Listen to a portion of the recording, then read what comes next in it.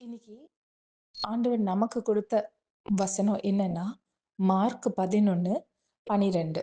மறுநாளிலே அவர்கள் பெத்தானியாவிலிருந்து புறப்படுகையில் அவருக்கு பசி உண்டாயிற்று. ஏசப்பா பூமியில இருக்கும்போது 2 தடவை அவருக்கு பசி உண்டாயிற்றுன்னு சொல்லுவாரு. ஒரு தடவை எப்போ அப்படின்னா, அவர் வந்து அந்த சோதனைக்காரன் அவரிடத்துல வரும்போது அவருக்கு பசி உண்டாகும். அதனுடைய முழு விஷயத்தையும் நான் உங்களுக்கு சொல்லிக் குடுத்தேன். ஏற்கனவே நீங்க கேட்டிருக்கீங்க. ரான்ஸ்லின் தவிர மத்த எல்லாரும் கேட்டிருக்கீங்க. ஓகே, நான் ரான்ஸ்லின் உனக்கு நான் தனியா சொல்லி தரேன்.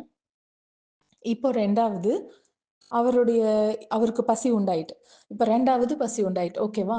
இது ரொம்ப ரொம்ப இம்பார்ட்டன்ட். பிகாஸ் அவருக்கு பசி உண்டாயிட்டு அப்படின்னா, that is deep meaning. He is God right? அவர் வந்து கடவுள். அவருக்கு பசி உண்டாயிட்டு அப்படின்னு அவர் சொல்றாருன்னா, அது ஒரு டீப் மீனிங்னு அர்த்தம். ஓகே. நெக்ஸ்ட் அடுத்தது பார்த்தீங்கன்னா, அப்பொழுது இலைகள் உள்ள ஒரு அத்தி மரத்தை தூரத்திலே கண்டு, அவரு ஒரு அத்தி மரத்த தூரத்துல இருந்து பார்க்குறாரு. அதில் ஏதாகிலும் அகப்படுமா என்று பார்க்க வந்தார். ஏதாவது இருக்குமான்னு பார்க்க வந்தாராம். ஓகேவா? அத்திப்பழ காலமா இராதபடியால், அது வந்து அத்திப்பழ காலம் கிடையாது. மரங்கள் எப்போ பழம் குடுக்கும்னா, நம்ம வந்து சங்கீதம் 1ல படிச்சிருக்கோம். நீர்க்கால்களின் ஓரமாய் நடப்பட்டு, தன் காலத்தில் தன் கனியை தந்து அப்படின்னு படிச்சிருக்கோம். ஸோ வந்து மரம் வந்து எப்போ பழம் குடுக்கும்? அதோடைய காலம், அதோடைய சீசன்ல தான் குடுக்கும். ஆனா இது வந்து என்ன சொல்றாருன்னா, அத்தி பழ காலமே இல்லன்னு சொல்றாரு. அப்ப இது பழ சீசனே கிடையாது. பட் என்ன பண்றாரு அவரு? ஏதாவது கிடைக்குமான்னு அந்த மரத்துக்கு போறாரு. ஓகேவா? வந்தபோது அதன் இலைகளை அல்லாமல் வேறொன்றையும் காணவில்லை. இப்ப அந்த மரத்துல என்ன இருக்குது? அத்தி மரத்தோடைய இலைகள் மட்டும் தான் இருக்கு. வேற எதுவுமே இல்ல.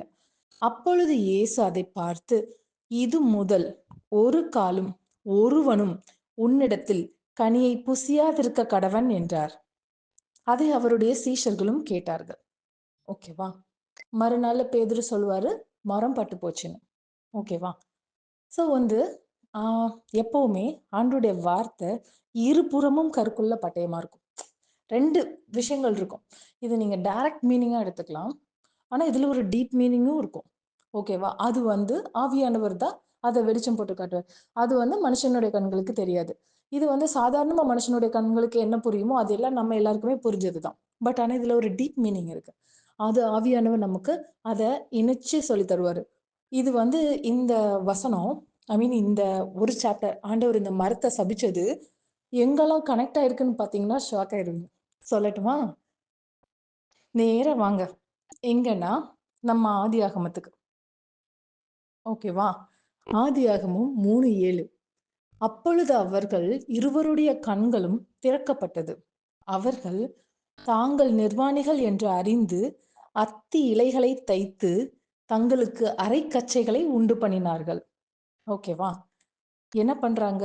ஆதியாகமத்துல, அவங்க என்ன பண்றாங்கன்னா, அவங்க பழத்த சாப்பிட்டதுக்கு அப்புறம் அவங்க கண்கள் திறக்கப்பட்டு, தாங்கள் நிர்வாணிகள் என்று அறிந்து, அவங்க என்ன பண்ணாங்கன்னா, அத்தி இலைகள எடுத்து, அத தச்சு, தங்களுடைய அவங்களுடைய நிர்வாணத்த மூடுறதுக்கு, மறைக்கிறதுக்கு ட்ரை பண்றாங்க.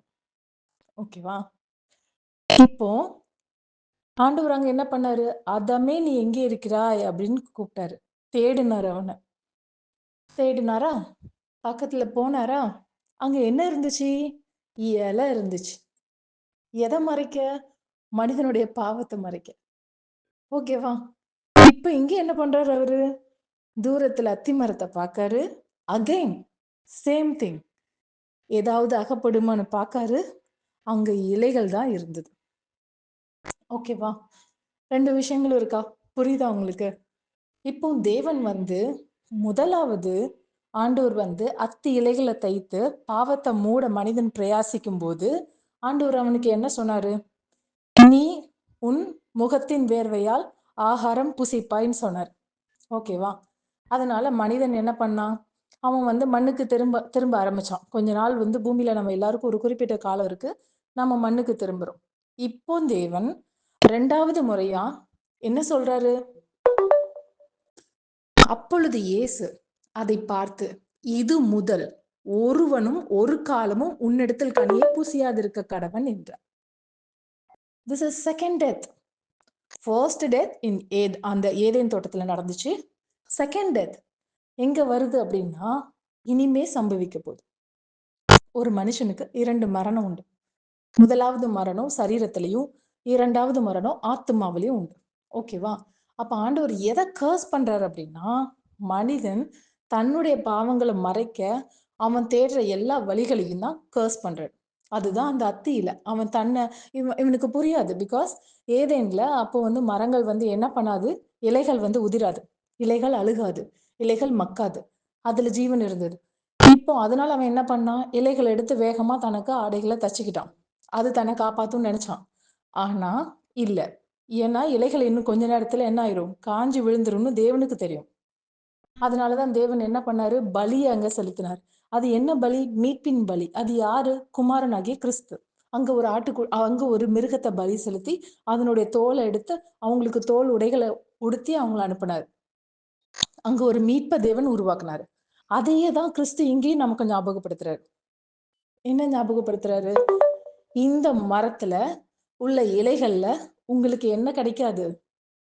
மீட்பு கிடைக்காது, ஆரோக்கியம் கிடைக்காது, பாவத்திலிருந்து விடுதலை கிடைக்காது. உங்களுக்கு நீங்களே அமைச்சுக்கிற எந்த ஒரு வழியும் உங்களுக்கு பிரயோஜனமாகாது. அப்போ உங்களுக்கு என்ன தேவை? சிலுவை மரம் தேவை. தேவனுடைய மீட்பு அங்கதான் இருக்கு. தேவனுடைய சிலுவையில் அவருடைய மீட்பு உண்டாயிருக்கு.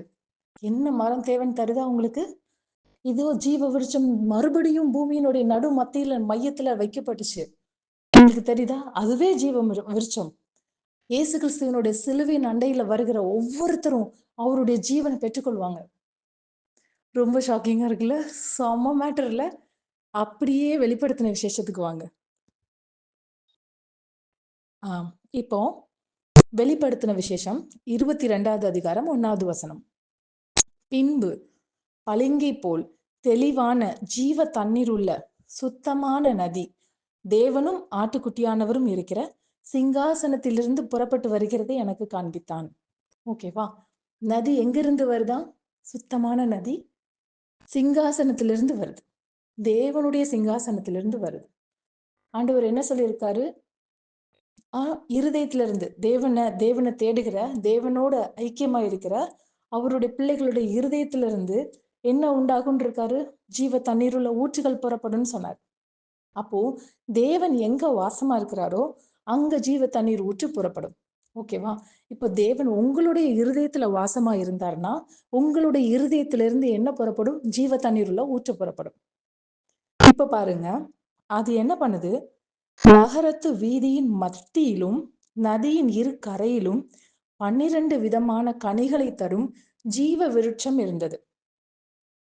இப்போ ஜீவ விருட்சம் எங்க இருக்கு? நகரத்தினுடைய மையத்துல இருக்கு. ஜீவ விருட்சம் சிங்காசனத்திலிருந்து நதி புறப்பட்டு ஓடி அது அப்படியே அந்த நதி வருது. எங்கிருந்து வருது? பரலோக சிங்காசனத்திலிருந்து பரிசுத்தாவியாகிய ஜீவ நதி புறப்பட்டு அப்படியே பூமிக்கு வருது. அது எங்க மையம் கொண்டிருக்கான்? பூமியினுடைய மையத்துல. அது என்னவா? ஜீவ விருட்சமா?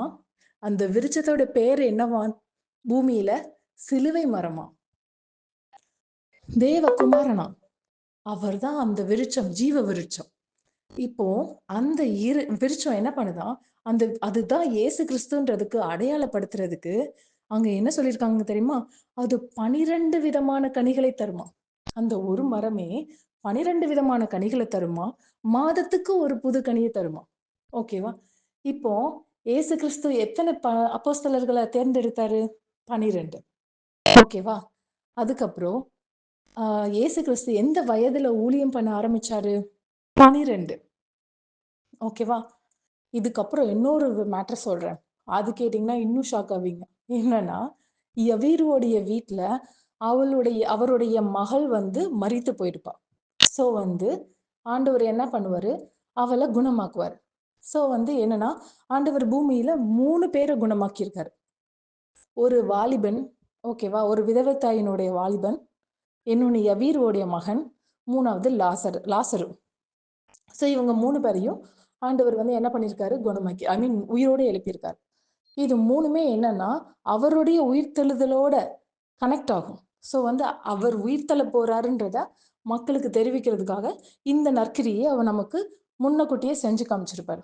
இப்ப இதுல பாத்தீங்கன்னா யவீருடைய மகள் எத்தனை வயசு? 12 வயது சிறுமி. ஓகேவா? 12 வயசு. உள்ள போகும்போது அவர் என்ன செஞ்சாரு? அங்க இருக்கிற அத்தனை பேரையும் வெளியே அனுப்பிட்டாரு. ஓகேவா? அந்த வீட்ல யாரெல்லாம் இருந்தாங்க? யவீரு, ஐ மீன் அந்த குழந்தையோடைய அப்பா, அம்மா, பேதுரு, யாக்கோபு, யோவான், இயேசு கிறிஸ்து. இவ்வளவு பேர் தான் இருந்தாங்க. இப்போ ஆண்டவர் என்ன பண்ணாரு? அவளுக்கு உயிர்த்தலை கிருபை கொடுக்கிறார், உயிர்த்தலை வைக்கிறார். ஓகேவா? இது எதுக்காக ஆண்டவர் இதை செஞ்சார்னா, இதை நீங்க டைரக்டா மறுரூப மலையோட கனெக்ட் பண்ணணும். அந்த மலை, இந்த வீடு, அந்த மலையில யார் தான் இருந்தாங்க மொத்தத்துல? பேதுரு, யாக்கோபு, யோவான், இயேசு கிறிஸ்து, பிதாவாகிய தேவன். இப்போ பிதாவோட இடத்துல யார் இருக்கா? பிதாவாகிய தேவன் இருக்காரு. அடுத்தது அவளுடைய தாய் தகப்பனை தானே உள்ள விட்டுருந்தாங்க, அனுமதிச்சாங்க. தாய்க்கு அவங்க யார் இருக்கா அப்படின்னா, இவர் யாருடைய வம்சத்துல பிறந்தாரு? தாவீதினுடைய வம்சத்துல, தாவீதின் குமாரன். இப்போ இவர் இஸ்ரவேல். இந்த இஸ்ரவேலுடைய முழு கோத்திரத்துக்கும் நியாயப்பிரமாணமும் தீர்க்க தரிசனமும் யாரால வழங்கப்பட்டுச்சு? மோசேயாலும் எலியாவாலும் வழங்கப்பட்டுச்சு. இவங்க 2 பேரும் அங்க பிரசன்னமாகறாங்க. எங்க தேவன் அங்க என்ன ஆகுறாரு? மறுரூபம் ஆகுறாரு. தட் மீன்ஸ் என்னன்னா, அவர் தான் ஜீவ விருட்சம், அவர் தான் உயிர்த்தெழுதல். ஓகேவா? ஒரு உயிர்த்தெழுந்த சரீரத்தை அங்க அப்படியே தரிசனமா பெறாங்க எல்லாரும். யாரு? அந்த நிகழ்வை முன்னக்கூட்டியே ஆண்டவர் வந்து காமிக்கிறாரு. உங்களுக்கு புரியுதா? அது ஒரு மகிமையான ஒரு விஷயம். அது நடந்தது.